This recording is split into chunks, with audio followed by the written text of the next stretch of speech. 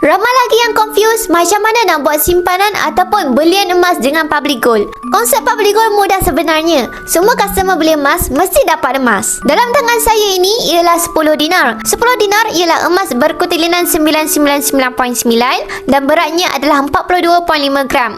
Harga 10 dinar sekitar RM26,000. Jadi cara untuk dapatkan 10 dinar ada dua. Yang pertama, jika tuan-puan ada duit cash RM26,000, tuan-puan boleh terus dapatkan 10 dinar ini. Cara yang kedua, jika tuan-puan tak ada bajet RM26,000, tuan-puan boleh menabung dalam akaun Masgap mengikut bajet tuan-puan tanpa sebarang komitmen. Simpanan ini adalah dalam bentuk gram emas.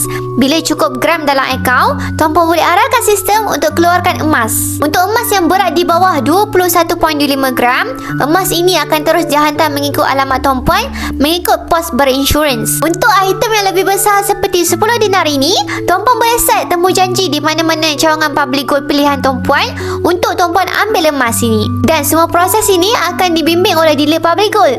Jadi rugi sebenarnya sesiapa yang tidak berdaftar di bawah bimbingan dealer. Jika tuan-puan sudah bersedia untuk mendapatkan emas-emas keluaran Public Gold, tuan-puan boleh rujuk pin video saya untuk daftar akaun Masgap Public Gold secara percuma dan saya akan bantu tuan-puan sebaiknya. Follow yang rapat-rapat untuk ilmu emas dan kewangan. Mantap!